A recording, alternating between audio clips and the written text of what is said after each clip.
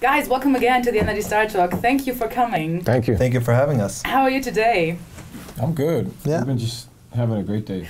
I just saw a funny thing on your Twitter account. Like the first thing in your biography to introduce yourself is you are lactose intolerant, Yeah. which is a funny thing to just introduce, like kind of a celebrity. Right. So I would love to start this thing with three things that introduce yourself, like as personal as you can get. In three words, you two. Right. My favorite fruit is mango. I don't ever exercise except I like to run my mouth.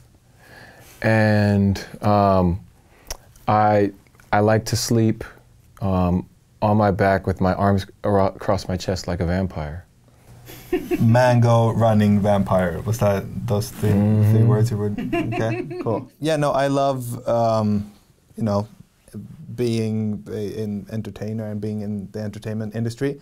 So entertaining, I love playing video games, so that would be another thing. And I don't know, watching musicals, I guess. Okay, guys, let's just talk about your current work stuff. Punching in the Dark is the new single. Yes. And a very interesting thing I read about is that you two did the whole process together, like writing the lyrics and doing the music stuff.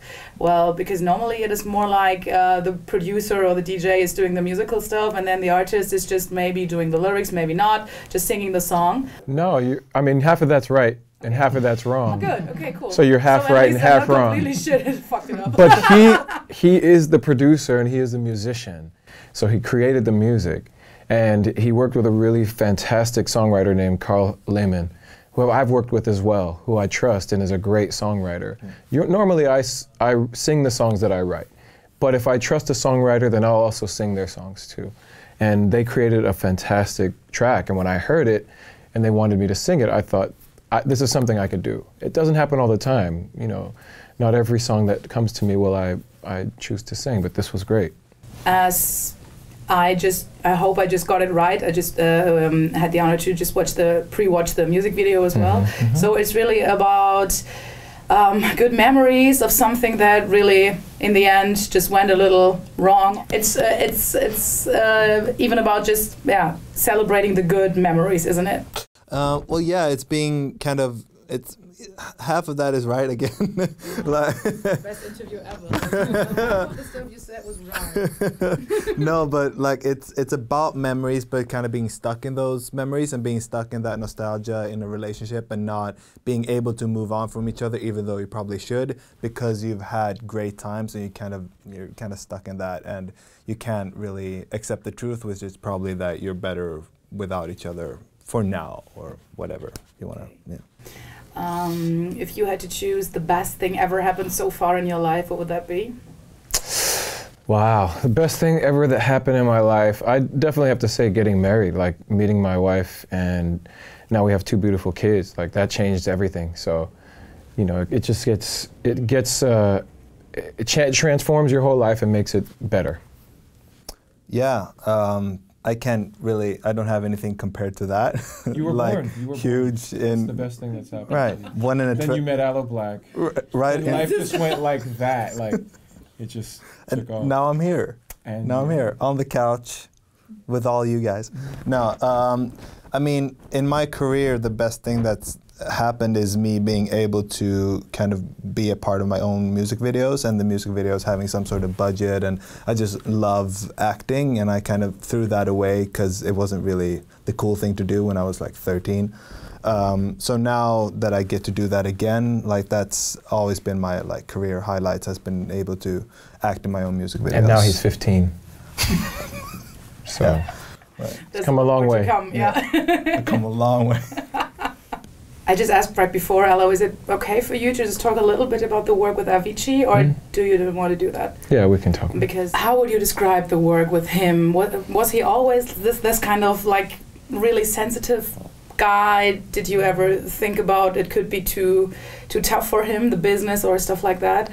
Or how do you remember him and the work with him together? I remember him being very intense in the studio, like focusing and very passionate about the music. He had a very particular and direct idea about what was going to happen with the song. And even if we didn't know, we were still inventing as we were creating, but he would know right away, this doesn't work, this works. And he had great sense of direction. Yeah, I mean, I did get a sense that, you know, he loved the studio way more than he loved the party scene and the live performances, but it was part of it, and I think he also enjoyed, like, you know, making the career grow. So at a certain point, I'm glad that he recognized it and he pulled himself away. Mm-hmm. So he had the opportunity to, like, you know, rest and get some clarity. But I think, you know, in the end, there were still pressures and still other things that were probably too tough for him to handle. Mm-hmm. Yeah, I think it's important. Everybody has to find ways to be at peace with themselves and find ways to be in this world in a normal existence, and not just exaggerated, embellished, you know, superstar existence. Sticking with your family and your very close friends and your early friends is really important, but also, you know, recognizing that your health, the kind of food you eat, the amount of sleep you get, all of that really matters. And then to reach out to friends, you know, reach out to people that you think may be having a hard time, even if you don't really know them. I think you have no clue the kind of support they feel when a helping word or hand comes from out of the blue. Mm-hmm. Definitely. You just did a track, like, together with him, mm-hmm. in the end, that finished when he was already gone, the SOS one.